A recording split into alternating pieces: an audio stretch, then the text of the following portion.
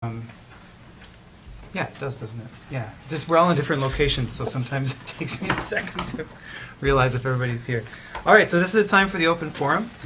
So because we have a different setup tonight, we'll use that microphone for the open forum.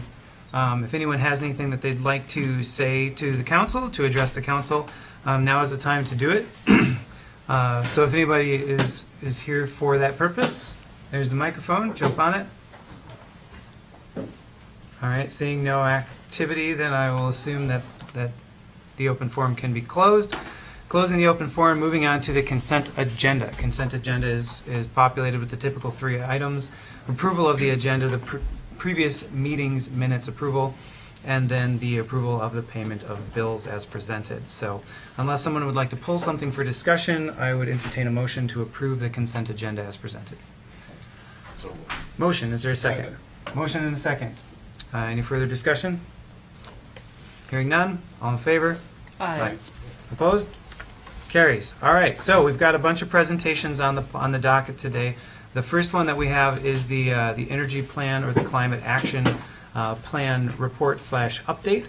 So with that said, we'll turn it over to Shane Steele and Stacy Drouillard, and George is here as well, to present what they've come up with. A little bit of background on the situation. I don't want to go for redundancies here, but a little bit of background on the situation. Last year, the council passed the Youth Climate Inheritance Resolution, which prompted us to put together a climate action plan. We've been working on elements of this plan, it seems, since about 2010 to 2012-ish, and we hired Shane Steele to help us put that all together and to coordinate the Green Steps program, which is an environmental program as well. So, without any further ado, go for it. Thank you, Jay. For those of you who don't know me, my name is Stacy Drouillard. I'm the coordinator for the Cook County Local Energy Project. We're a nonprofit group that works on energy efficiency, renewable energy initiatives, and climate change. And the energy plan itself was passed by the Marais City Council as well as the County Board of Commissioners back in 2012. And part of CCLEP's work involves giving periodic reports on progress that's made. And our president, George Wilkes, is here. He's the president of CCLEP. He's also a board member of the Grand Marais PUC. And I'm going to go through this fairly quickly. The commissioners did receive a full extended version of the report in their packets. The purpose for creating the energy plan is outlined here. It's about retaining energy dollars here in Cook County, creating jobs in renewable or other kinds of energy efficiency related jobs, improve the quality of life for all of Cook County, to buffer the community from the effects of unstable energy supply and pricing, decrease our community's contribution to the harmful environmental and climatic effects of fossil fuel use, decrease our nation's dependence on foreign oil, and increase social equity and social justice. This is all outlined in the plan itself. And I do have the plan right here. This is what it looks like. It's about that thick. And did you go over the date that plan was adopted by both the city and the county? This was adopted on May 15th, 2012. So we're coming up on the 6th anniversary of the passing of the plan. Right, and this climate plan is different from the climate action plan that we're starting right now, which is a plan that's more specifically focused on greenhouse gas emissions reductions. So 2 separate plans, one that's been in place for quite a few years, and then this new initiative that Shane will be talking about at the end. Yes. This is an outline of the vision of the energy plan. The plan itself involved a number of people from the community, business leaders, and citizens, technologists, is that a word? And But it involved a large number of local people who wanted to investigate and explore developing a plan for our community in terms of energy use. This is the stated mission of the plan. It involved the community in its development, and it still involves our community.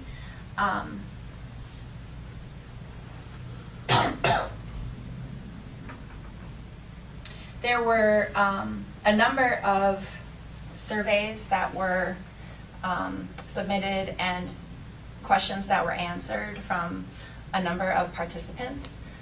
Some of the main takeaways include that our community is quite concerned about energy, especially the environmental impacts and cost. They were supportive of government leadership toward better energy utilization. So most people had a very favorable outlook on our local governments being involved in this process. They also, according to the survey, wanted to see the use of renewable energy sources increased, but also conceding that cost is a big driver when it comes to making decisions about energy efficiency and energy use. The tools that were used: technical, educational, and financial resources, potential implementation partners, local energy efficiency and renewable energy demonstration sites, ongoing energy efficiency and renewable energy-based projects, and finally, examples of energy use analysis, energy audits of residential, commercial, and public buildings. So, these were the 10 goals that were adopted as part of the plan. And these 10 goals will provide an outline and a map of where we go from here. And by going through each goal to see how we're doing, it should also help identify the work that has to be done next. The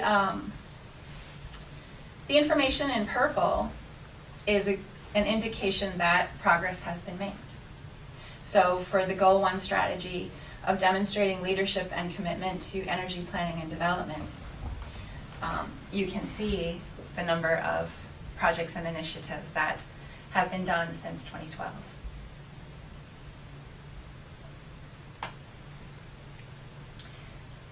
The final bullet on this list includes the passing of the climate inheritance resolutions that both the City Council and the Grand Marais PUC passed last year. Goal 2 strategies, again, the purple indicates success has been made.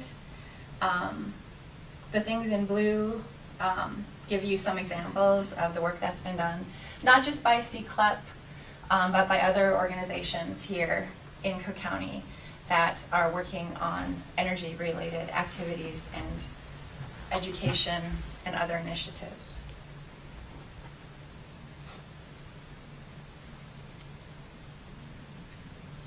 This goal in particular involves the work of the CCLEP Residential Energy Efficiency Program, or REAP, R-E-E-P is the acronym.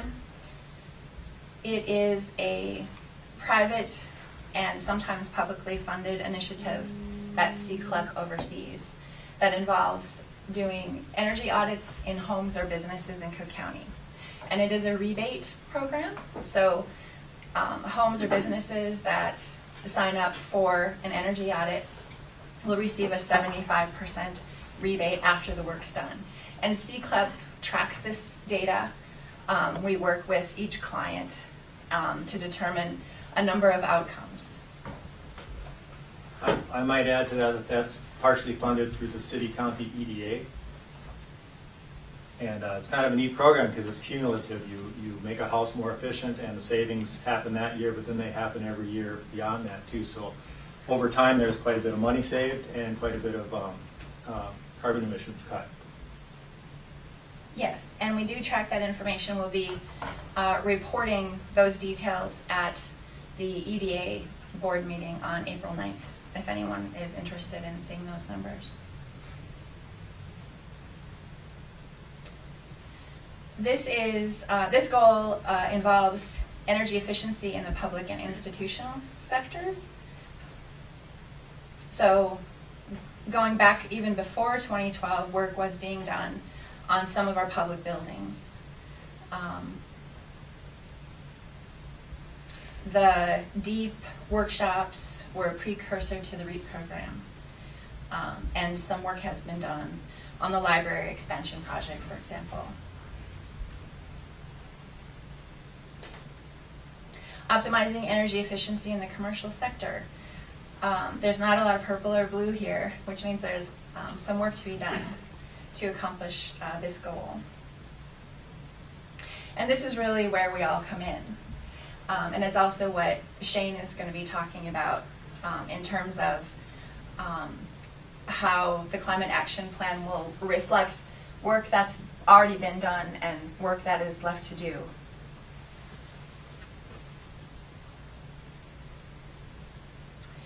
Under Goal 6, optimize clean local renewable energy development.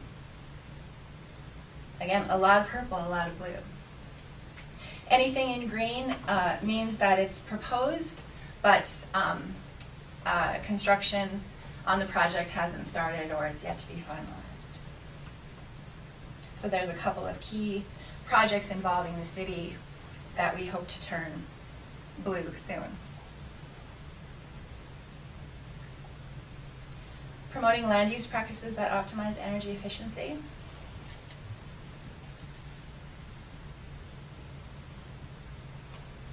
Promoting energy efficient transportation. Again, there's some good opportunities to make some progress on this goal.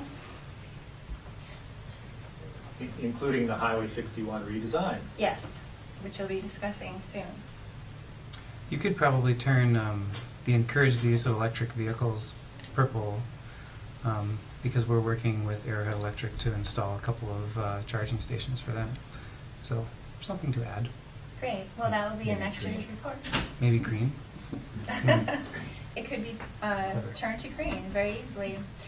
Goal 9, promoting and endorsing an energy efficiency, renewable energy business sector. This is something that requires some thinking outside of the box. And again, there's REAP is something that supports this in a number of ways, but there's work to be done here. Finally, Goal 10, promote water conservation and waste reduction. And we, as a county, score very well with our recycling efforts, but I understand that the other waste management could use some improvement, which I don't really have the data in front of me to talk about, but Olia probably knows.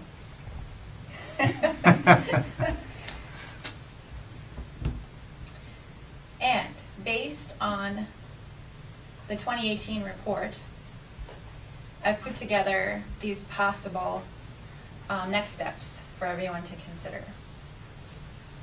Developing a climate action plan, which Shane Steele is going to address in a minute. Continue making progress toward the energy plan goals. Identify the city and county priorities. Work with our local utilities and municipalities on the barriers that are still in place toward reaching energy efficiency and renewable energy development. And then encouraging everyone's participation to help.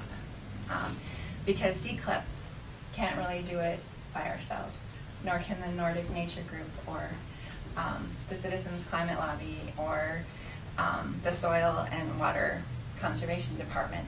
It's going to take, I think, a community effort to bring us to the next step. So with that, Yes. Shane Steele, Climate Action Plan. Thank you, yes. First, is there any questions questions from the council? Kelly, I know this is maybe the first you've heard about the city energy plan, and Jonathan. Any questions about your fabulous energy plan or the secret organization that's been implementing it? Not right now. Okay. Just thought I'd ask. Sure. So the climate action plan takes the energy plan and turns it into something that focuses on carbon emissions. And so a climate action plan is existing conditions report on the city, and then goals for reducing those emissions, and then strategies to actually reduce the carbon. And so a lot of things that were said in the energy plan will be in the climate action plan. In fact, the energy plan and the climate action plan will be kind of the same. But the next step for the climate action plan is to set the goals for what Grand Marais is going to try to achieve with the climate action plan. So we're getting some data on the city energy usage, and we're going to give that over to the Great Plains Institute, and they're going to put that into a program called the Wedge Tool, which will help us toggle different strategies that show us how our energy is being, like how much impact our efforts yeah, make? yes, exactly. Yeah. How much impact our efforts are going to make. So that's the next step with the climate action plan. Okay. Anything else to add? And so you put a project summary into the pack. Oh yes, to there's a the- whole summary in there. Yep. So that shows a little bit on the background, which we've kind of covered between your presentation and what you just told us, Yeah. and the existing conditions report. So you're working with the Great Plains Institute and for the greenhouse gas inventory. And is that what's the progress report on that? Is that nearing completion, or has that been done for a while? Well, the greenhouse gas inventory has been done for a while now. Okay. I think 20. Do you remember the date on that? 2017. It had to have been 2017 2016, because yeah. because that's when we passed the Youth Climate Inheritance Resolution last year. It I was think. last fall. Last fall. Okay. Yeah.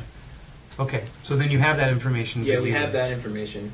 Are you still working with Great Plains Institute for some of the additional work to be done on the climate action plan? Then? Yeah, they're helping us with the Wedge tool. Okay. So I just gave them a bunch of Grand Marais energy usage data, and they're going to put that into the Wedge tool. And then we'll be able to use that. And that provides us with ideas for strategies that would then lower the greenhouse gas production. Yeah, it'll show us where we should focus our effort so that we Okay. have the biggest impact.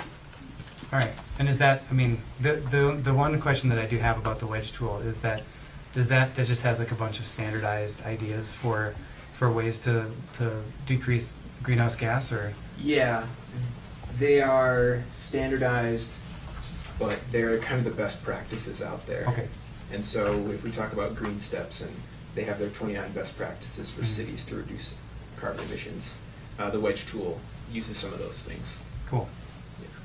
And Shane, what's the overarching goal of the climate action plan? Yeah, That's already been set, right? The big goal that we know has been set is to be net carbon neutral by 2040.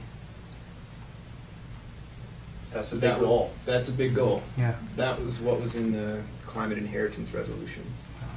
So we're set on being carbon neutral by 2040. That's the idea. Yeah. That's the idea.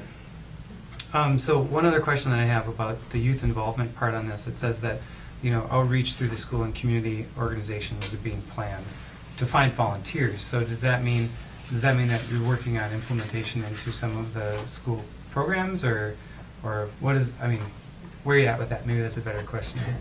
We are looking for a couple of young people in the community to join our team, and we're still figuring out how they're going to be involved. They'll be involved at every step, and when we have our meetings, we want young people there. Mhm.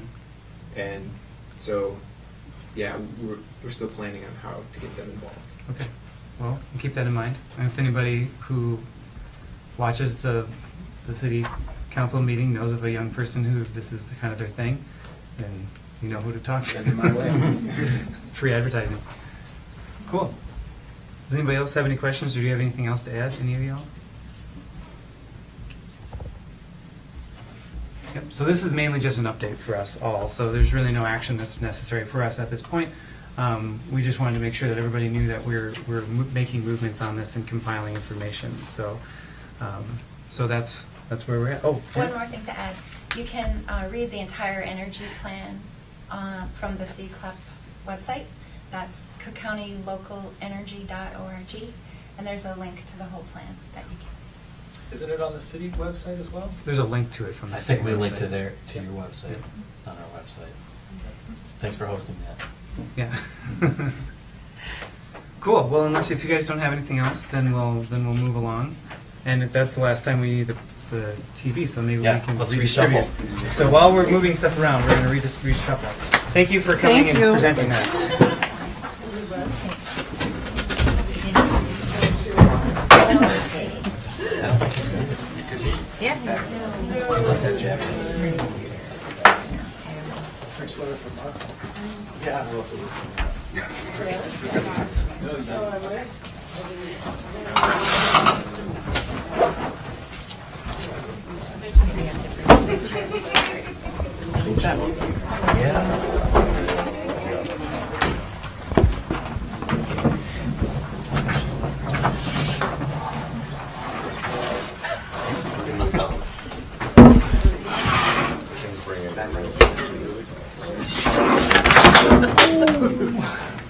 That's what happens. Well, I know you're supposed to be sitting there. Yeah. Now he knows. Cool. I promise we'll have your name plates before too long.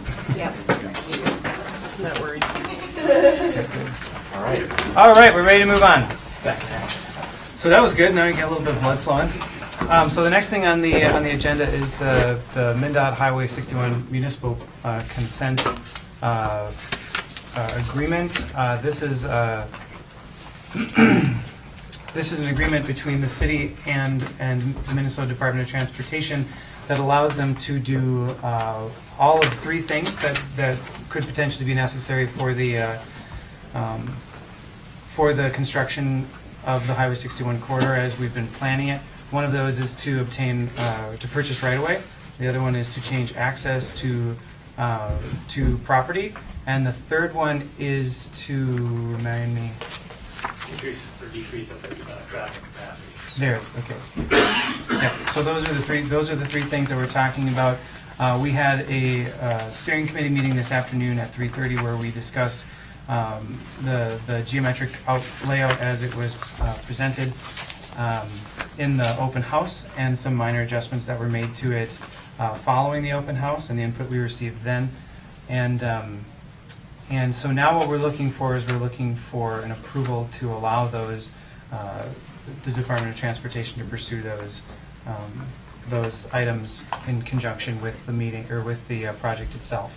So included in the packet is Resolution 2018-09, which basically just summarizes the necessary information for the mutual consent agreement to be in place. So at this point, if you have any questions about this agreement, if you'd like to ask the Mndot guys any questions pertaining to the municipal consent arrangement, then now is a good time to do that. Otherwise, when we finish our discussion, we can make a decision based on the will of the council for municipal consent. So, anybody have any questions or ideas or anything else? What changes came about from that open meeting? You want to just briefly summarize what Sure. changes Yep. came about? A couple of pretty minor things, but Yeah, so at each end of town, we had identified potential raised or flush island at each end, at 8th and at the Gunflint, and both of those have been removed. So it is shown as striping and not an island, not flush or raised. And then the other adjustment is at 4th Avenue East, We had a pedestrian crossing on 61 that did not have bump outs to it. And one of our geometric engineers suggested that we add bump outs in that location. So pretty much every pedestrian crossing on 61 now does have a bump out. Not at the Gunflint Trail, but starting at 4th and heading to the west. So those are the revisions. And the one other thing you had mentioned this afternoon was that at 8th Avenue West, the street would be narrowed a little bit with the width of the raised median. So you're going to narrow the width by that 6 feet of that. One of the other comments that we collected at the open house was in the area between 6th and 8th, the sidewalk was right behind the back of curb. And so the comment was, hey, is there anything you need to do to put a boulevard in there, similar to what we're gonna have in the rest of the town, so there'd be some green space. So by the revision of taking that median out on the west end, we were able to narrow the roadway and create a boulevard between 7th and 8th. So the removal of the raised island then freed up that space that gave us the boulevard. So that seemed to be a pretty nice synchronicity of removing one element and then gaining another. So, thank you. Any other questions? I should have known that when I had mentioned that there were changes that would flag That was something. my first a little bit. question. Yep, What are they? Yep. Kind of a hanger. Yep. So, one other thing to keep in mind with this project, the municipal consent reaches to the edges of the city limits. So there are some sections west of the project that we're talking about, of 8th Avenue to the Gunflint. There are some properties to the west of that Mndot will be approaching to purchase right of way, because the scope of this project for Mndot is larger than the section than just what we've been working on. So it stretches out to like Fall River, past that. Cut Face, out to Cut Face, and then 14. And then 14 on the other side, yeah. So that's something that would be included in this, just so everyone knows that we're talking about the entirety of the city limits, not just the scope of the project that we've identified. So, any other questions or comments, or?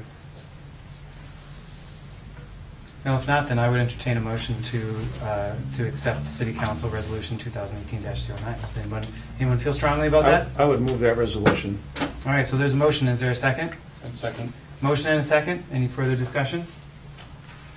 Hearing none. All in favor? Aye. Opposed? Carries. Thank you very much for all your help on this, gentlemen. Thank you. All right. Moving right along. So we have a request from Cook County Soil and Water. Jay, before we move on, Yep. move on from this, can we just follow up with a little bit of the conversation that we had this afternoon, especially about the amenities that we're talking about, and just the thought that we're going to have to be kind of gearing ourselves up as a council to start to address those issues. Yep, I was going to bring that up at the end, but we can do that right now because it won't take very long. So we've also been given by CJ and the Mndot team. He's walking back in the door. I promise I won't Nice say try, anything. guys. I promise I won't say anything that's super inflammatory. So they gave us a list of several numbers that could be potentials for the amenities that would go along with the Highway 61 project. And this comes complete with a schedule, and the schedule has been summarized in a couple of different ways. But mainly, what they're looking at is that September 26th is kind of the last date that they want to be active. We want to be actively considering this. We want to have decisions made by then. This year. This year, yep. So what we're looking at is an April 11th deadline for the city amenity prioritization list. So that includes going through this list and seeing what are the things that we really feel strongly that we want, and what are the things that are not so much important parts of it. And so that doesn't give us a ton of time. It's our next meeting. It actually gives you no time at all. Yes. And you can't do this at a regular meeting. It's going to take more time than that. We need to schedule a work session and it's going to take a couple of hours. What we'll do at that work session is we will provide you with the cost information that CJ and Mndot have given us on some of the features that could potentially be included in the project. We will also give you information on budget, sources of money, including sources from grants, from Mndot, from our own budgets that we've been talking about. And then we'll go through some exercises where we will try to set some priorities about which of these features are most important to us. And then we will start reconciling the sources of money we have available for this and the cost of the things that we've prioritized and see where we're at. The goal of giving the design team some direction on what they need to get working on. At this point, the list is costs, and we've seen the drawings that have concepts, but none of that's actually gone through a design process. In order to go through a design process where we look at some of these ideas and evaluate them and decide which ones we're going to pay for, we need to give them some direction on what to get working on design-wise.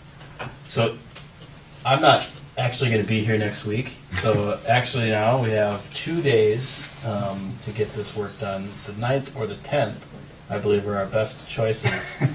Yeah, unless you want to do nights and weekends, which we'll do if that's what you need to do. So we're going to need to look for some direction from you on when you've got a couple of hours. I'd say let's plan on 3, and we'll do our best to get it done faster than that if we can. And we can talk about that now, or we can hold that conversation until the end of the meeting. Thoughts? Talk about it later? There's other stuff we can probably take care of All right. while we have guests. Are we gonna all get a copy of that tonight? Of the cost information? Yeah. No, it's not fully developed. You'll have, I'll make sure you get it before I'm out of town for next week. There's other information that's not included on that at all in terms of the budget side of it, where the money's coming from, that we still have some work to do. But we'll make sure you get a good week to look at that before we get together. Yep, and it's Please. pretty incomplete. It's something that CJ gave to us tonight to just help illustrate the process and the timeline that we have to work with. So there's a lot more information we'd like to partner that with so that it makes more sense. But it did point out the urgency that we have in trying to move this conversation along, because obviously to get to this September deadline, we have a number of other deadlines that we have to meet too, and so, you know, it's important that we, you know, have this conversation and kind of address the priorities that we have for Well, those I'd like, amenities. don't want to pressure Mike, but I'd really like to have the information as soon as possible to just have in my head and start Yeah. thinking, because obviously 24/7 I'm not thinking about Right. here. What? And I know. Mention This that. is I part know. of being a counselor. So, I know Don't there's argue, a- don't argue with the pressure. blonde girl. A lot of pressure in terms of time to get started on this. Mm-hmm. The April 11th deadline is not we're done making decisions about design of the highway. It's we've started making decisions about design of the highway. And there will be a lot of other follow-up where the details become more clear, and we refine our budgets, and we have an opportunity to adjust things, and that'll happen a couple of different times. At this session, we will go over that process in more detail so you kind of understand how many chances you're going to get at it. We'll also talk about ways that we would try to engage the public in that conversation as well. Cool. All right, thanks for bringing that up, Tim. We'll you. talk about it Okay, at the end of the thanks. meeting. Thanks again. All right, Thanks, guys. gentlemen. Thank you, guys. All right, now we're going to move on. But first, just kidding. Where's Mill? Right, Could have sworn I saw him walk by earlier, but it wasn't him. that'd be hilarious if you just like slapped us when we leave. All right, so we have Elena Berg here from Smell and Water. So you're going to talk about a partnership potentially. Sure, I'm Elena Hansel. I'm with Cook SWCD, for those of you who haven't met. That's okay, I Sorry. go by either name, whatever, other names. I had a presentation, but I forgot to mention to Mike that maybe I need to display it. So I did print it out, so just in case I would forget something Should we like put the that. screen back up quick? I don't even have a computer, you know? So it's We all can right. work with paper. No, because I couldn't read it very well anyway. That's true. There's a couple times really we're small like- font, and I apologize. I have multifocal contacts, so I have my my reading glasses on. But thank you for having me here. My counterpart in Lake County, SWCD, isn't available to come. She's on vacation. Otherwise, she would be here. So what I'm going to do is just briefly, I don't want to take a lot of your time, talk about why I'm here, kind of what a SWCD is, because I get that question a lot, and our name seems to be coming out there a little bit more. So just to kind of update you on that, and then I have a little survey if you could just take 5 minutes quick to fill out, and I'll explain what that's about, and then I'll be on my merry way. So I work for the Conservation District. I've been there since 2011, kind of changed roles in the last couple of years. We are a local unit of government. A lot of people think we're the county employees, which we are, but we're governed under our own board of elected officials by state statute. And with Cook County and Lake County is the same, we are both charged with handling the county water plans. And those are documents that are not quite mandatory, but kind of mandatory if you want any sort of funding within your counties and SWCDs. And so in Cook and Lake County and Cook and Lake SWCD, we work towards, well, sorry, I won't talk about the counties. SWCDs, we work just towards local management of our resources, normally with private landowners, to do erosion control practices, monitor stormwater, education outreach. Luckily, we're working with Marais for your city stormwater plan, which we're excited about. I'm excited to work with you on future projects for stormwater implementation. We've secured some more funding to do some neighborhood meetings within the city, try to do some stormwater drain work, maybe adopt a drain, that kind of thing. And that just came about within like the last week or two, so we're excited. Won't start till 2019, but just some things to think about, and you'll see us more frequently. But within all of this, with what we're charged with these water management plans, is we just completed in May of 2017, and it was adopted, the One Watershed One Plan, which maybe you've heard or maybe you haven't, that has taken over for Cook County from the line there, so Laurentian Divide and down, that covers that part for resource management planning, and then the top part up by the Rain River headwaters, we talk in watershed terms in our office, that's under the Cook County Management Plan. So for Lake Superior North One Watershed One Plan, it's identified, or we had tiers identified for where our work needs to focus for priorities based off of a 3-year process of identifying the resource concerns, what needs to be protected, what might be impaired, and identify partners and all this stuff that went into it for 3 years. I won't go too much more into detail. But so our role within that, you can kind of see what our supporting role is, but working with the counties and the SWCDs, so that's Lake and Cook and both counties, we have an MOA between the 4 of us to implement this plan and to do the work. So we're charged with stormwater management, subsurface treatment systems, so septic systems, land use practices, timber harvesting, aggregate materials, and that means like gravel pits, stream connectivity, invasive species, impacts of climate change, priority waters, drinking waters, wetland management, data collection, education outreach. That's kind of what our jobs entail. So why am I here? Is because identified with the plan and through all of this was to try to get local groups together and to work a lot on stormwater management. And so it was identified that maybe the North Shore might want to have a regional stormwater protection team. Maybe not. We don't really know. This is pretty new to us. Duluth has one, and Superior, that whole area has one. They have one because they're under MS4 permits, which means they have to have some sort of education outreach program tied to their permits. So they decided to go in as one giant force and to go forth and spread the good word about protecting stormwater and doing best management practices. And they've offered to offer up any resources if there's cities or anybody who wants to work with them to have those resources available. So the question is, if Marais would be interested in teaming up with Silver Bay and Two Harbors, what will happen is Sonia and I will go before Silver Bay City Council and Two Harbors City Council and see if there's any interest there. There's no obligation, it's just we had some funding and we were asked by the state to see if there's any interest in this. And so it would provide the opportunity for a unified message along the shore about stormwater management, shared resources for getting the message out, share information and resources, experiences on stormwater management planning.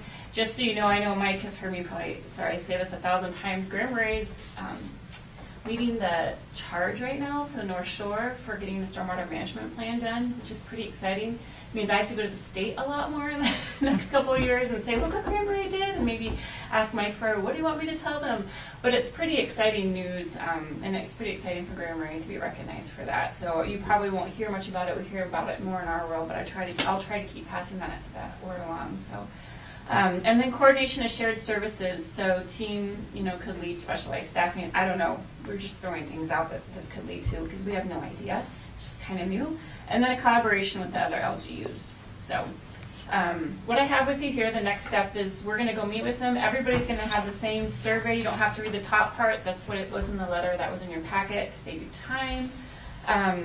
Just if you could fill this out, be honest. We'll collect them. We're gonna put all the data together, see if there's interest, if there's not. I will probably not report to you, but maybe send us some sort of memo and just let you know what we found out, unless everybody's really gung-ho, and then we'll go from there. And then if everybody is gung-ho and wanting to do something, you know, we asked in here, do you want to meet maybe only once a year? Who wants another meeting? I don't really know. Not too many people. But is it beneficial to maybe meet once a year or twice a year and plan? I don't know. That's up to you as council members to decide. And if it's better to do this later, you can get this to me later. It's better to do it now. I think we'll probably do it after. Let's just pass it out. Yeah, pass it Okay. out, and we'll do it after the meeting, and Super, then we I can can just come collect collect it tonight. I'll do it during Jay's council report. Okay. Oh my God. Should be plenty of time. Excellent. So that's kind of what it's about. Funding tied to it, I have no idea. Again, I don't know. Right now we have funding just to see if people are interested, just to travel along the shore and to collect the data. We'll go from there. Again, Grand Marais is kind of ahead of the game, so it's kind of looking to you guys to lead the charge for Silver Bay and the two harbors to get something done instead of keep asking for money. And they're going to keep getting turned down because they don't have a plan. That's just kind of what the state said at this point, because it's putting Band-Aids on them instead of looking at the whole resource. So, way to go, Grand Marais. So here's the survey. Are there any questions or comments or concerns? You know, it seems like just because we're going through the stormwater management plan right now, that the timing for this is, you know, is good, that, you know, we should be addressing these issues and trying to form some kind of educational, you know, Right. program or, you know, work plan or something. Right. You know, and if other communities want to join in on that, you know, might make sense. I mean, I don't know if it does for them, maybe it does, maybe it doesn't, but, yeah, I think we're going to go down that path anyway. Right. And the coastal program is very supportive of this kind of work too, and so that's a good funding mechanism. Explain an MS4. I don't really know No. much. It's a No? municipal No. stormwater permit. We don't have those here. That's Don't Okay. explain that. I'm not gonna explain it other than that. Okay, so if we don't have them, then that's fine, because it just Yep. seemed like, you know, that they have MS4 permit holders, you know, Yes. so then that changes the way that things have to function. Yep. And since we don't have those, it's not something that we need to worry about. Yeah, Right so we on. don't, that's the thing. And Yep. so as I asked the city of Duluth and everybody that's been calling me saying, who's gonna do this? You should do it. And I said, well, what's the incentive? Because for them, it's required. And so, you know, for us, it's not. And so it's that question of, is it worth the energy? I think it is, but maybe it's not. I don't know. It's not my role, so. Okay. So Yeah, it's we kind don't of have to worry about MS4s, just that, don't even worry about it. Okay. Great. Does anybody have any questions for Elena? Do you have anything else for us? No, thank you. Okay, for so your we'll do time. this survey and then we'll get it back to you. Sounds great. Yeah, soon And I as- can come pick it up tomorrow because I have a document for you to sign, so. All right, great. Thank you. Thank you. Cool. All right. Moving right along, we have Casey Fitchett here. She's the event coordinator and amongst other things for Voyager Brewing. They're planning on doing a 5K and a 10K in the spring. I think you can call it the spring, June-ish. Depends on where you live, but Yeah, here it's spring. definitely spring, yeah. And the maps for the routes, of the proposed routes, are in your packet, and beyond that, I will open it up to you to introduce it to everyone, and then we can go from there. Yeah, and I also, so the proposed route is in the packet, but I added a little bit more detail. So if you wanted to take one of these, I'm sorry, I think there might be one short. But this is just another version of the route with a few of my markups. There's the other one. So the one that just stays in town is the 5K, and then the one that goes out to the Fall River Road is the 10K. So I guess I just wanted to give a couple details about the event. I apologize for looking at my phone. I'm trying to save at least one piece of paper, but so the race would be on June 9th. It would start at 11 a.m. and we are hopeful to get 200 to 300 participants. I think we have about 20 signed up so far, so which is pretty good if you consider the event is a couple months away and everyone tends to wait until the last minute. But so a few other details. The race would start down at Artist Point for both the 5K and the 10K and would end at Voyager Brewing Company. So the insurance for the event is still in the works. We are in the process of talking to Visit Cook County to see if we can be added on to their event insurance just for the day. And that process was started a couple weeks ago, and so I was hopeful to have an answer about that today, but they aren't able to give me that quite yet. But either way, if they aren't able to add us on, we definitely will get the insurance for that before, in the next week or week and a half. So a couple of the other meetings that I've attended or set up, I've met with the highway department twice. Our new highway engineer, Kristen Foster, is absolutely amazing. I'll just go on record and say that. I met with her, and then she offered to do a ride-along with me of the route to point out potential, basically that's what I added on the map, is where she suggested that we have different barricades and traffic plan, traffic pattern, things like that. So that was really fun because she said she's served on a couple race boards down when she worked in Duluth, so she has experience with it. So it was really helpful to get her feedback on that as well. Law enforcement is aware of the proposed race, and they are in support, as is emergency management. So I'm currently working on an emergency management plan as well, and trying to figure out exactly what everybody wants for that. Could be kind of a moving target.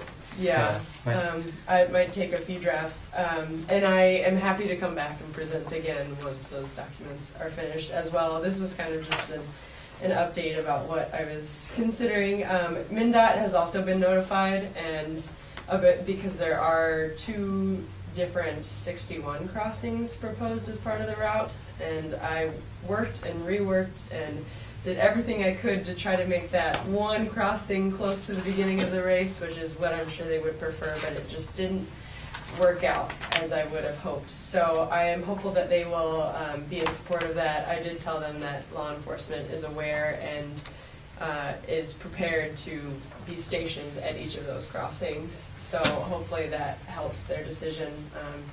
There's no plan to close any roads as of right now at all.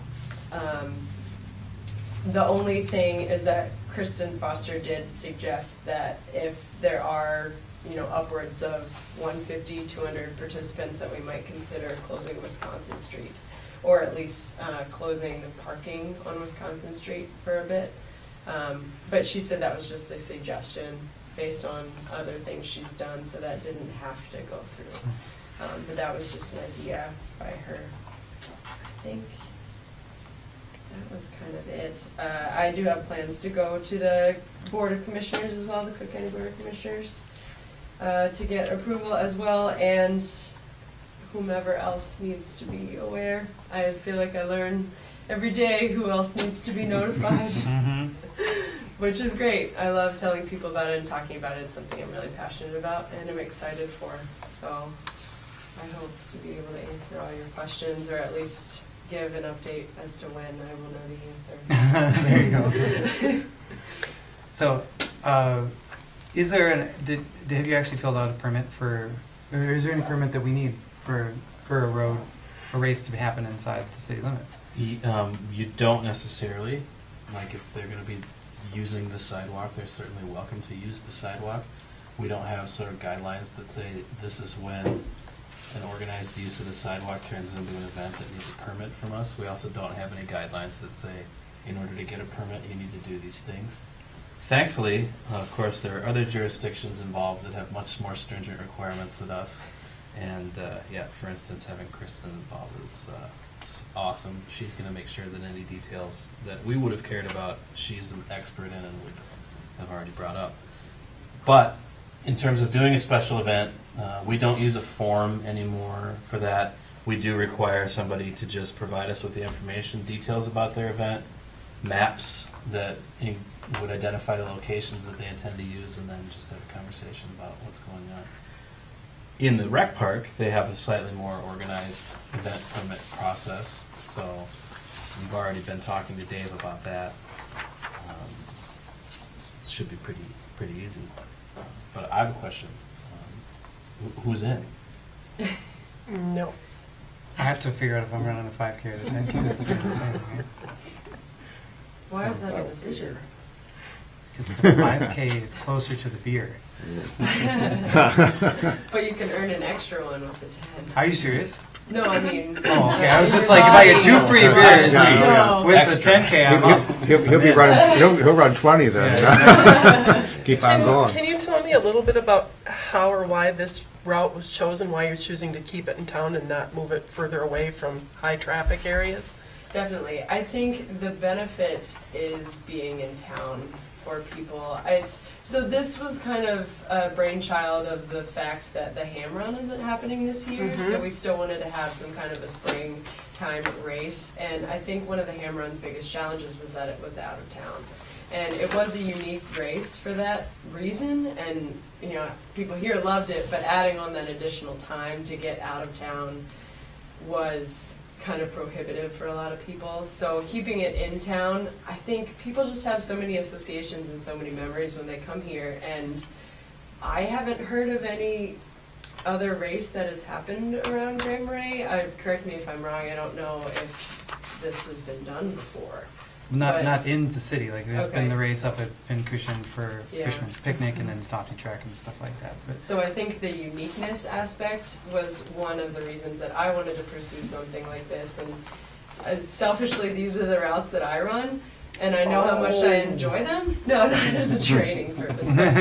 These are the, coming down the hill and just seeing the lake right there. I think there's something special to be said about these particular routes. And from everything that I had heard, June still could use a little bit of a tourism boost, especially early June. So that was another thought process as well, going into the grant application with Jamada, or the line item consideration. So I wanted to try for that, and that was part of the decision making as well. So just to clarify, because I'm sure it's not clear looking at these maps, the city routes that are involved in this conversation are in the rec park, 2nd Street, and 3rd Avenue West. And all of the rest of these routes are either county roads or state highways that other people are giving permits about. so basically, what we need is we need a decision made on whether or not we're going to approve the usage of those spaces of those roads for the purpose of this race being organized, and we can make that that approval contingent on the other approvals from the other agencies. So In there's- particular, I'd recommend the insurance coverage being one of the contingencies, although I suspect other people will be more insistent on that. well, Yeah. I include that because you can't get the permit from the city without insurance. So No. figured that was Well- part and parcel. And whether we give our approval, and if the county highway department said no, they don't, or the state says no, our approval doesn't give them a whole lot. Not much. I think it kind No, of, it's a necessary part, but it's not the. You just do hill repeats, Yeah. up and down Third. That was You one should have of seen my the first proposals. plan. I'm thinking they should run the South Shore to North Shore route, actually. There we go. Her first idea was basically going like up and down Straight up. every Down single Ball Club. street, every single Yeah. street, and then back across until you got to 5K. That would have been, I that would cried a have little. been brutal. If there's 200 to 300, I think some of the city folks might be a little Yeah, that might be rough. antagonized by Get their not attention. being able to move around town.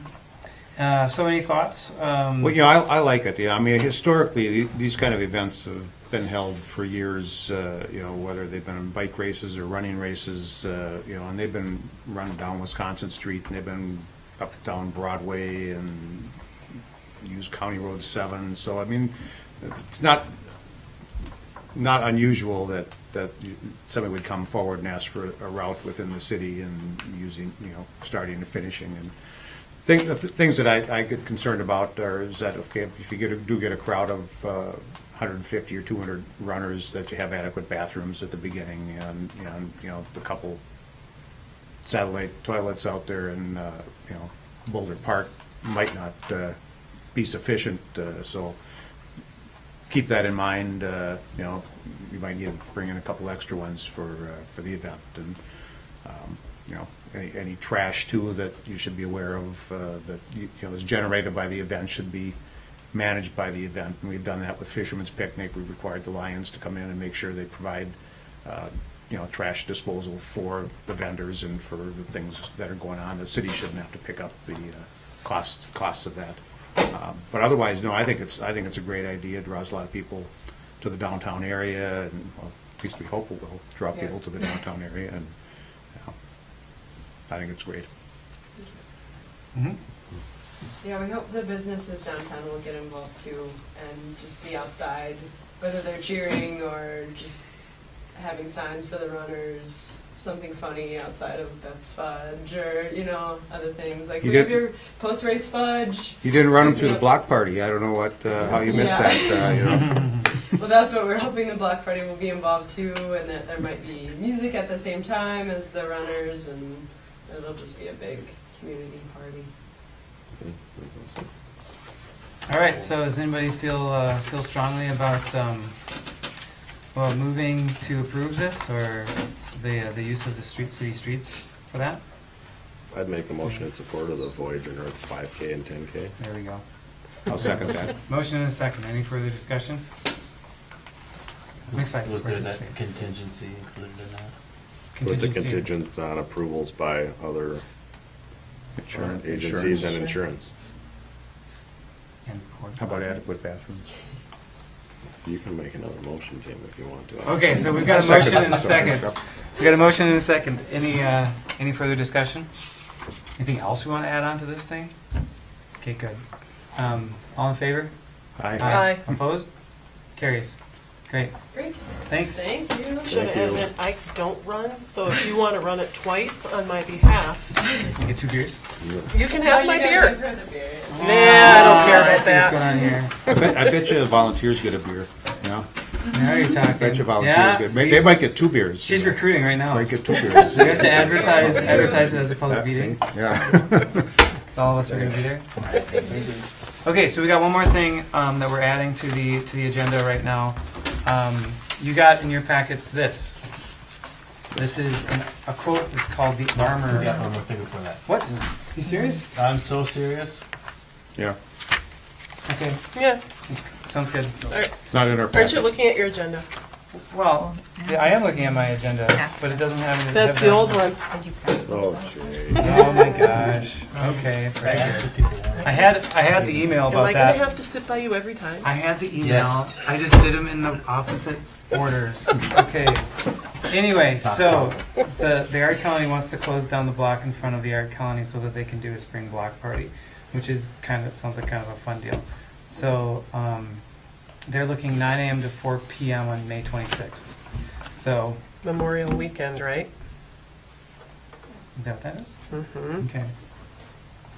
So So our advice to anybody who wants to do something like this is you should talk to the neighbors, and you can see here the communication that they sent to the neighborhood, which is also a nice summary for you to understand what's going on there too. Mhm. So, does anybody have any questions? We have someone here who could answer them, or else. I guess I do. When you say talk to the neighborhood, I know the church for parking, but within that neighborhood of people, have they been contacted? Come on, Kathy. Oh, yeah, that's the letter that we sent out, and we talked to people who are there. There's not more people. That actually live in that area. Actually, Oh, on the back year here. round. Well, that's the letter to Mike. This is. You're saying this is the letter that you sent to the neighborhood. Yeah. Yes. Yeah. Yeah, we Not, hand delivered and not all. neighborhood, right? Maybe you better be more specific, The impacted street. like the So- adjacent properties. Right. Okay. So all up and down Second and Third Avenues between, I don't know my streets and avenues. The avenues go up the hill, up and down the hill. Okay. Streets go across. That's the In only way I can Fargo, remember it it. was different. Oh. So, yeah, between Second and Third Avenues on either side of Third Street. Street. Second. Second Street. Second Second Street. Yep. I know how to Okay. get there. So you're talking There's like 3 four- houses. three Yeah, three Three four houses. property owners. It's those 3 houses that have been contacted. No, I contacted the whole perimeter. I could. Can you show me on this? Yeah. Is that easier? I know. I've lived here all my life, and it's easier when somebody says, "Can you tell me where this address is?" I'm like, "Who are you looking for?" Makes more sense. So, if we're up here on, Here you are. yeah, So this is going north. so on, we want to close off Second Avenue to Third Avenue. And so I went along all the way here. So there's like 4 houses here. That's an That's the alley. alley, yeah. And there are like The 4 houses. houses there. Corner house. Okay. Yeah. So they're just, yeah, it's not many. Okay. And they're not many that are year-round residents. Yeah, I'm familiar. I live in the neighborhood. Yeah. Right? So Did we'll you be hear- neighbors soon. Did you hear back from any of them, or? No. Do you know that there's a bike race coming down Third Avenue? That Not same the day? No. 9th, June 9th. No, we're talking about the Grand No, no, Nord. Oh, I'm not talking about the bike race. Oh, The Grand Nord is the May Nord, 26th. It's the same day. Oh, really? Yeah, And it's coming down Third. Third Avenue West. And they come wide open down the street. Because it's the finish line to the Actually, the brewery. avenue. Well, that might be a lot of fun, actually. No. We have a barricade. We're gonna have that street we're gonna have the barricade at Third and East. Yeah. So how does that work for parking and everything I just else think for the of- bike race? Parking and People park- crossing. people Parking park and at the people church. They finish at Voyager, so. Mhm. Right, so if they're coming down Third Avenue Yep. and people are parking in the church parking lot to And come crossing across, over. Mhm. Or on the street. A lot of people. or they're people just want to gonna park on on the that street, Right. that's, What's the time of the bike race? It starts at 7 and probably is going to take Most All of the day. day. all day. Yeah, because the longest of the race is 120 miles, so that's gonna, people are That'd gonna be take out there for. 10 hours. When For do some people start people. trickling in? Or, You don't have fun? Sure. People will start trickling in after, I mean, the 20-mile race will take people an hour and a half. You know, so that'll be 8:30, people will start showing up for that. 66-miler probably take people, 4 hours is when the majority of the people that do that race are gonna get done. 6 to 8 Um, on there. And then 6 to 8 for the Maybe 120. had you talked to law enforcement at all, Kathy, or? No. You No. run that with me? Just I one. talked to Mike. that's all. And now I'm talking to you. Yeah, yeah, So and Okay, I- so continue. if You know- that bike race has gone on that weekend all the time, there's things going on at the art colony. We always have this is just a little expansion of what we usually have is a screen printing situation. We have that inside. Most of our things have been inside, so we're hoping for more people. That's what we want with the Mhm. block party, is to, and actually, have kids in the street doing kid things and art projects and stuff. But it will be traffic-free, except for the bikes. But is Third Avenue gonna be closed too? No, No, that's it's the- not, it's not closed, that's one of, that could be the that's the complication, like the problem. concentration of everything on Third Avenue could pose a challenge to, I'm just thinking out loud. Yep. Could pose a challenge to, like if everybody's parked up and down both sides of Third, then that basically leaves 1.5 driving lanes through that, on that street. Uh-huh. And then, we have bikes, if we have bikes screaming down that hill, we're probably gonna have to sign something saying, invite your people to park in the church parking lot, first of all. As many as people that can stay there, that can park there would probably be the best. And I don't know if it's possible for you to ask people to not park on Third Avenue as much, but I think that would be really helpful as well. I think just add to that, having a volunteer At the corner to at help the corner people to just cross. monitor crossing We're gonna have traffic people. would be. And I'll bring this up to the race director for the Grand Nord, and he can probably put a volunteer there as well. Okay. So then we can work together on it. But I think that, parking at the First Congregational Church will probably be very helpful for that congestion, for that. Mhm. There's a lot of stuff happening in one little area, so. Yeah. Yeah, there's roughly 200 to 250 riders in the race, maybe more this year, I don't know. Yeah, he's expecting to expand it, so. Yeah. Second Avenue and at Church. Which if you look at it spread out over the time frame for the race, that's actually, It's the finish of the race, so It'd be spread out. they're spread out, and Yeah. you might get groups of riders coming together, Okay. but they're coming fast. They're coming down Yeah. that hill, and Right. they're not breaking until they hit the finish line, so. Right. Yeah, and we planned on having, because there are gonna be kids, we're planning on having people at the barricades anyway, Okay, just to, like, gotcha. No, that makes sense. slow down, don't turn here. All right, well, let's, in regards to this request, so we need to either approve or not approve the closure of the roads from Third Avenue to Second Avenue west on Second Street. So, anybody have anything they want to say about that, or? Well, the only thing that it just brings up is this, when we start to get multiple activities going on at the same time, I mean, how do we make sure that those people are talking to each other? Because obviously, one event may impact the other, and I think there should be some level of conversation. Well, I also think it brings up, I live in the neighborhood, and I also think it brings up, even though we've got houses that are vacant or whatever, for those of us that do move around and things, I mean, if you're looking for bikers and you're clear of a biker and you're going down the street and now possibly a kid, another person, an elderly person walks in front, I think we can't forget our residential people either, and I'm certainly not against what you're doing. I understand this, but for a safety concern, that's where I think we have to go. We have to think about the residents as well. I mean, we're here to represent them just as much as we are in bringing in tourism, so. Do you how do you do we- believe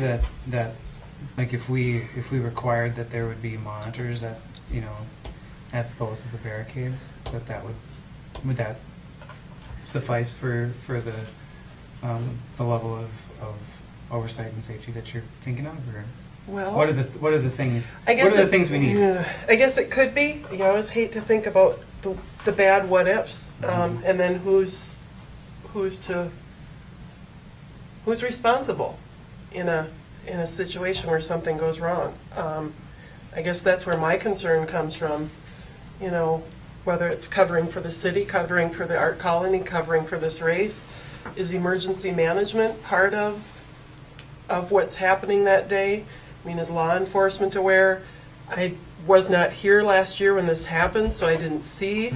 Are there people that congregate at the end or in those areas to cheer people on? Is there much for those Usually in the types last, of? usually it's like the last block. At the finish line. At the right. last Yeah, block? so that's down, Yeah, that line First is Street, First Street and down. Okay, I guess I would encourage you to not worry about the who's responsible part of the question. okay, I think where you're coming from really is, what are the issues that we know of now, and what can we do to Right. to mitigate them? Right. And that's the way to approach it, so that you have the authority as a council to decide whether or not you want to allow parking on the street that day, whether you want to require these event people to provide some sort of safety controls. The race last year, and Jeremy's already been in touch with us with some details, but I don't know that we've actually come and had the council approve his permit for the race yet, so you probably, those of you that don't bike race probably don't know anything about that yet, and I don't have it on my calendar.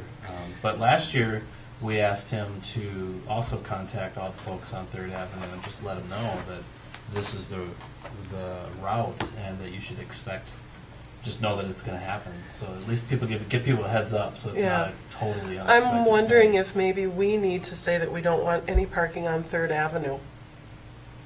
If they use the church, that's one thing, but parking up and down where cars are pulling in or out. So there's two levels I think I don't know what to other people talk are about thinking. that. We can ask the art colony to include in their announcements and information about the event for their guests not to park on Third Avenue. That's one level to approach it. The next one is we actually, you take a council action to say there won't be parking allowed, and we go out there and we sign it and say there's no parking these days. And so, and it's up to you to decide, if you want to do one or both of those.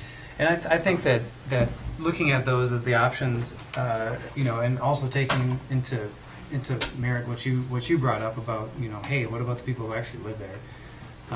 I think that it'd be more favorable to just have the art colony bring it up to their folks and say, hey, don't park on Third, because then we're not actually changing the weekend you know, We're not telling you you circulation can't of park people. on the We're road. not telling people who live there that they have to go move I their know I vehicles won't or be. anything like We that. have Ally. Right, exactly. But that's, you know, that, I think that that's probably the better way to do it, because the density of the riders is gonna be super spread out. I mean, it's gonna be every, you know, I don't know, maybe every 15, 20 minutes, there'll be a group of people coming through. And that is something that Jeremy has been really good at informing his riders what the expectations are of them, and they've been pretty good at paying attention to that. Of course, after 120 miles, your brain's a little bit foggy anyway, but, you know, I don't know.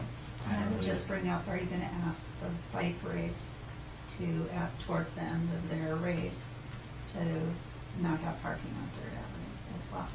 We've Oh, that actually would- closed that- that yeah, block. to That would be traffic. is that if we do that, I think no one should be parking in that area for safety, Yeah. but I don't know what other Have people's. signs out, no parking on Third Avenue. I'm gonna have communication to the same effect. Yeah, I think as much as we can avoid that is probably good. I don't think that we need to go so far as to say that we should, you know, cut it off for the day. But I do, because Jeremy's not asking to close that road either, you know, and if we close that road, then that's big swath all the way up and downtown that people can't cut across. And last year, we just put barriers at all the cross, you know, and signs that said bike event in, you know, in progress, in that kind of a progress, thing. And that seemed to work just fine. We had 0 incidents last year. So I do hear what you're saying. You know, we got to always think about the worst case scenario, but I do also think that we've got plenty of safeguards in place for the types of events, so that we can make sure that we don't run into a really icky situation with it. And if I bring Jeremy on board with it, then he will, you know, he'll take actions to coordinate with the art colony so that there's additional safeguards in place there. I think that we can make it work. And if we do it this year and both parties are just like, that was nuts, then we can use that information for next year. So. Right, because this is the first time we're asking to have that blocked off. We are gonna have the alleys open, Mhm. so, you know, and I'm gonna be one of those local people who are gonna be living on Second Avenue, that will need to get in and out of the alley. Right, there you go. But, yeah, we wanna make it safe. Okay. Any thoughts on this? I appreciate all the conversations on it. I think that this is good for us to set a precedent of having these discussions when events come up like this, where they, you know, are kind of bumping up against each other. And, you know, kudos to you for actually even remembering that's the date. I totally didn't remember that was the date. I'm counting down the days. That's every day I don't ride. You got that many less days to get ready for it. He's got his 3rd beer stash in the woods already. That was, yeah. That's why you want to ride it too. So right now we're talking about the closing of this block party. We can add a couple of contingencies on that. I think that we should probably add as few contingencies as we feel comfortable to, just so that we can make sure that things are going to happen in the best possible way for the art colony themselves in their activity. So, any thoughts on that? Anybody feel strongly? I would just add the contingencies to strongly advise the attendees to stay off of Third parking and have some sort of monitor, and I think that would be sufficient. Is that a motion? Is that a motion? Is that a motion to approve with those contingencies? I would make a motion to approve it if those contingencies are met. I will second that. Motion and a second. All right, any further discussion? All right, hearing none. All in favor? Aye. Opposed? Carries. All right, so Mike will be in touch with you about getting barriers and things like that, and I will do my best to connect you with Jeremy so that you guys can talk about it directly. I'd love that. Yep. You can make artful signs that say, please like her. There you go. I like it. All right, cool. All right, so now you have this quote in your packet there's a little bit of background on this. So last year, we had, well, the county is switching everything over to the Armor radio system. Part of the reason that they're doing that is because this Armor radio system is a statewide, region-wide, even internationally compatible system where I was actually, last year I was at a presentation where Rowan from the county radio guy, did an exercise where he took his radio and he called some station like way up in Canada, and he was able to communicate with them through the relays because the Armor system is redundant and has compatibility across the border. And that's part of the reason why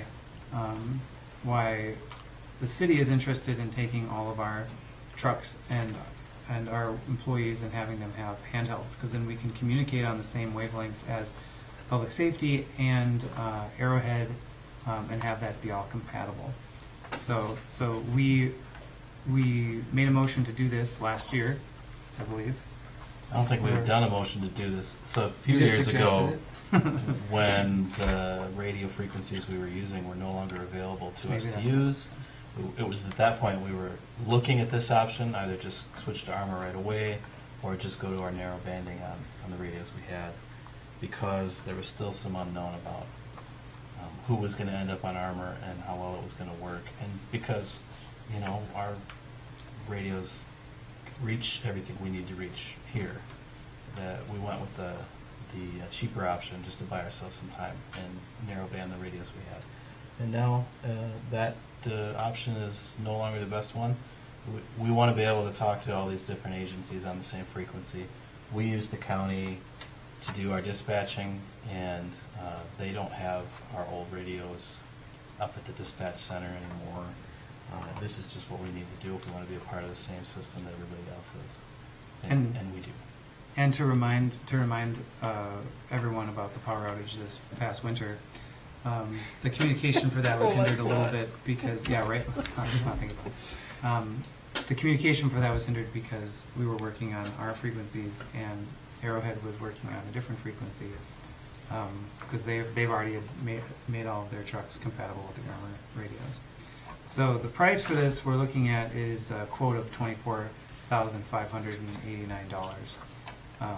So it's not cheap, but this is a one-time expense to get all the equipment updated, and I think that it's something that we need to do. I will make the motion that we accept and move forward. There's a motion. Is there a second? I'll second. Okay, motion and a second. Any further discussion? Thanks. Just a question of, what's the anticipated life of this equipment? I think it's Long. 7 to 10 years is what they're saying, but since we're starting to reach that limit, I guess we'll find out. There you go. Like Yeah. anything electronics, 2 years down the line. Well, there's always the rules keep changing part too. Yeah. But that hopefully we're a little bit immune with this system on that, especially because everybody else is so heavily invested in it right now. There's about 90,000 of these units in the state operational. Yeah. So Right. it's very, very widespread. And this past week, I just went to the disaster roundup. They call it the disaster roundup, but it's all of the emergency response people in the county. And Rowan from the county gave another report that said that the state is still investing in redundancies for Armor. And so that investment shows that they have a commitment to the long-time use of Armor.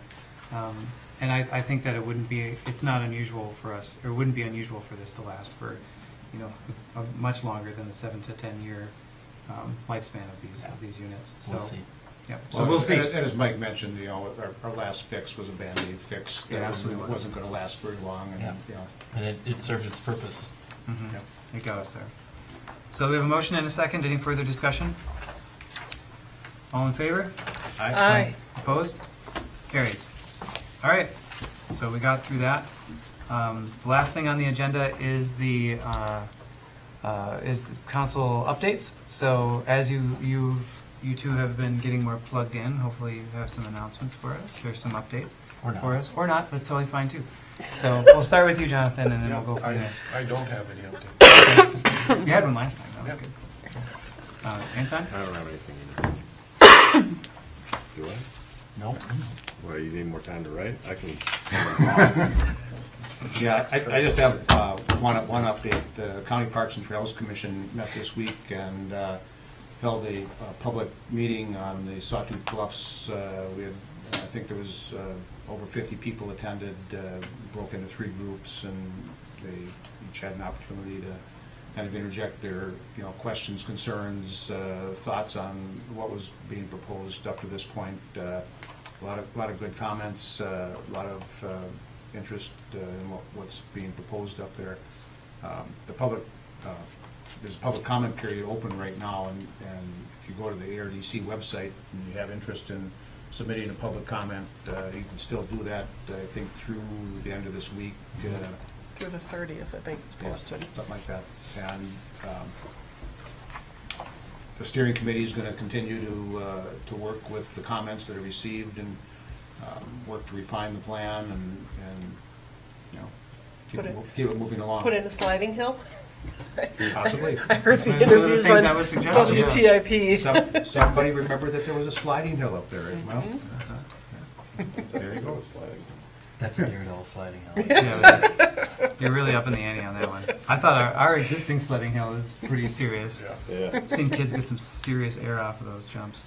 Anyway, Why would you do it unless you had serious air? Yeah. That's a fair point. it's true. Yeah. I've seen kids go like careening off into the woods too, and then like they come out like later with sticks in their hair and all kinds of stuff. They do it again. Keep going. Anyway, so that's all. That's it. Yeah. All right. Do you have anything? I attended my first YMCA board last There you Monday, so I am in the thralls and getting taught how to speak to others and invite them to contribute. So yeah, that's what we're working on right now.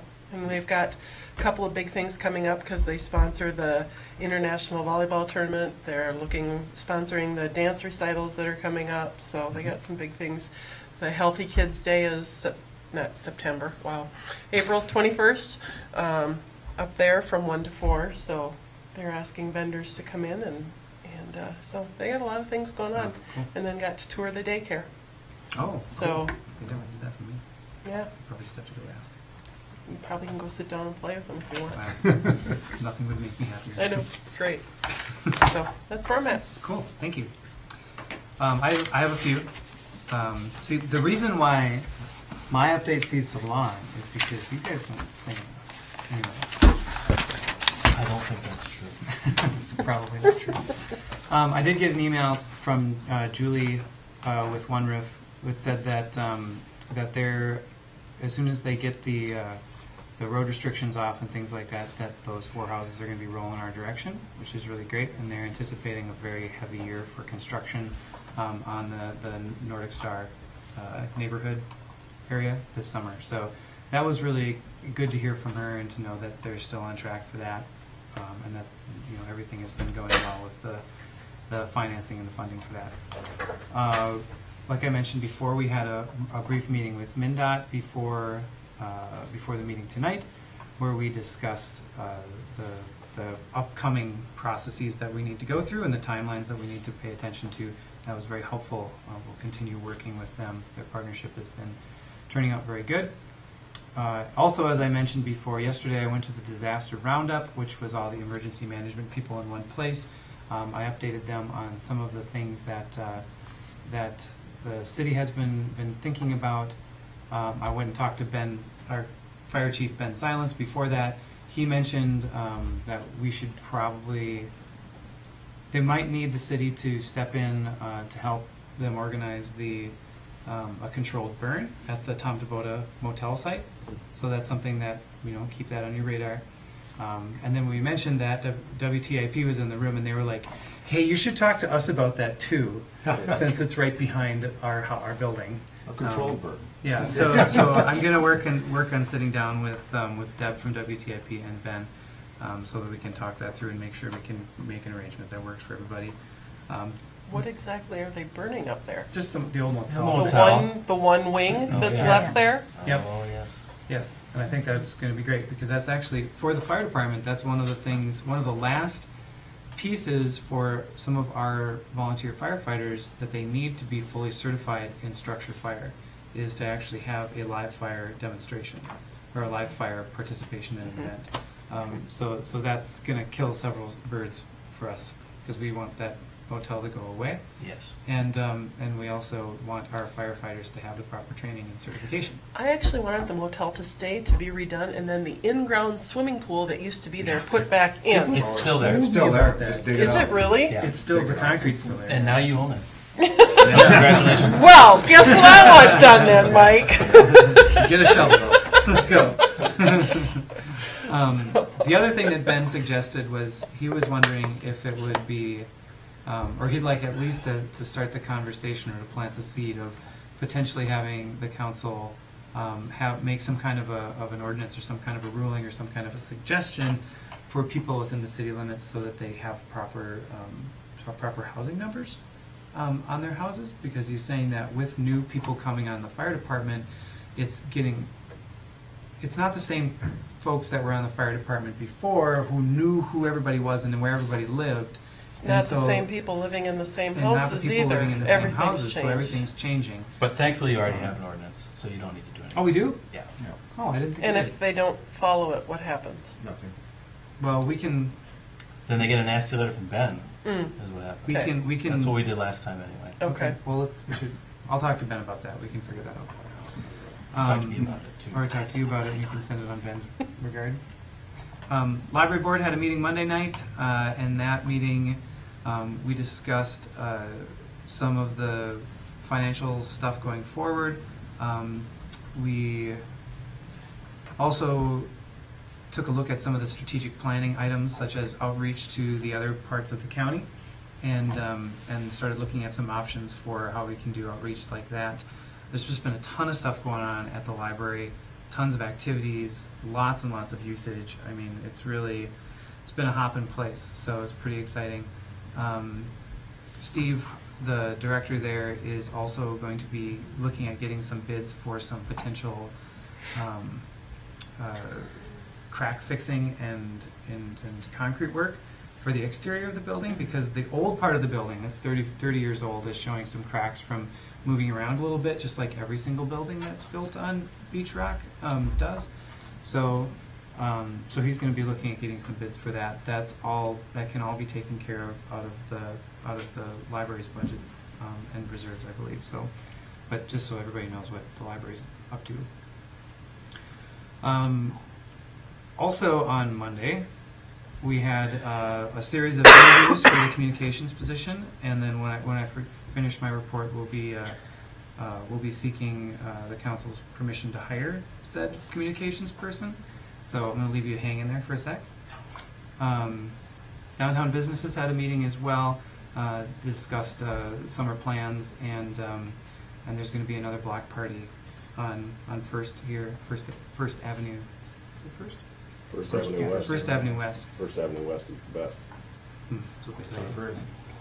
And then before that, so last week, on Wednesday and Thursday, I went up to Grand Portage for this cross-border emergency roundup or emergency conference that they were doing, which was incredible because there were people from all over the state, all over Ontario, all over, even to the far reaches, like out by Victoria, out in British Columbia, that showed up for this thing. And it was awesome because they had really interesting presentations that were really informative, and also there's a thing called the NEMAC, which is the Northeastern, mutual aid agreement, or mutual aid contract or something like that, which basically, once it's signed by Ontario, means that all of our emergency services personnel can operate on both sides of the border, which to me it sounds like such a good idea, because sometimes it's closer to have the Ontario folks respond. Sometimes it's closer to have the Minnesota folks respond.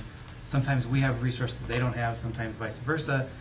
I think it's a really good thing. It's going to really close some holes in our response up by the border. So I think that's a really good thing. That's the end of your list. I can see That's it all. right That's the there. end of my list. Yeah, that's all I got. So there you go. Was I supposed to? No, No, it's fine. Yeah, next time. Would you help me with that? All right. Yeah, that's fine. there's other things written on this as well. So then going back to the communications position, so we had, initially we had 16 candidates. That's great. And we chose to interview 5 of them. 4 we interviewed. 4 of them we interviewed. And through the interview process, we decided that we had several candidates who had really fantastic qualifications for the position.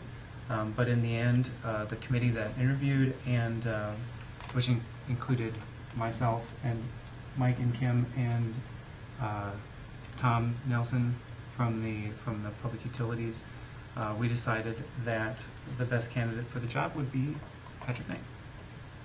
So Spin that camera around. soon. Speech. So wait now, are you going to still be taping us? For the time For being. the time being. So I'm seeking a motion to accept that offer of employment for the communications position to Patrick Knight. So moved. So moved. I will second. Movement and a second. Any further discussion? All in favor? Aye. Opposed? Carries. Congratulations. Congratulations, Patrick. Yeah. Everybody's wondering why we're saying congratulations to the camera. Patrick is behind the camera For now. for now. And that's all I have. Do you have anything else? We were going to revisit the question of schedule on Highway 16. Yes. That's So close. Yeah, nice try.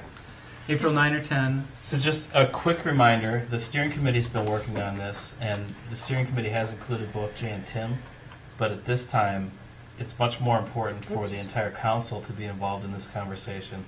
We still intend to have the steering committee invited to this session as well, to help out, in particular to bring the history and the conversations that have occurred. But since we're really going to be digging into design details and budget on this, it's the council that is the more important group that has to be there. So the 10th or the 9th, and I guess I thought, Kelly, earlier you had said that mornings worked better on Monday and Tuesday. Actually, I'm thinking Monday would be better for me, but that depends upon everybody. I'll kind of roll with the punches. Actually, an afternoon probably would be simpler. I can go to work earlier and try to leave, get my work done. So the afternoon of 9th or 10th, if we did a, say, 2 o'clock to 5 o'clock, and hopefully done well before that. What, don't we have, isn't there an EDA meeting on the 10th? There is, yeah. Okay. You want to do Monday? Tuesday afternoon would not work for me either, so. Monday. Monday would work. Okay, Monday the 9th, 2 to 5. We'll send out Okay. information and, 9th, 2 o'clock here, right? Yeah. yep, we'll do it in this room. And just block 3 hours. It might not take that long, but we can probably expect it to. Okay. Well, the donut shop's not open yet, so who brings the treats? Well, since it's at 2 instead of 12, we're not going to go party sub. Unless you want to go 4 to 7, then we'll do party sub. Right. That works better for We'll my work on work that, don't worry. We'll work on that. We'll get there. Oh, and by the way, the 9th will be the first day of our new management assistant director of communications. And Oh, perhaps I think that first You can do one of those jobs first will things be should be to make provide sure this meeting is fun and interesting. and have snacks. Yeah, well, that's part of it, yeah. Definitely. How else is it gonna be fun if there's no snacks? Exactly. I don't like to come to meetings where there are not cookies. Anything else? We are adjourned. Hey. Thanks, Chris. Have a good night, everybody. Good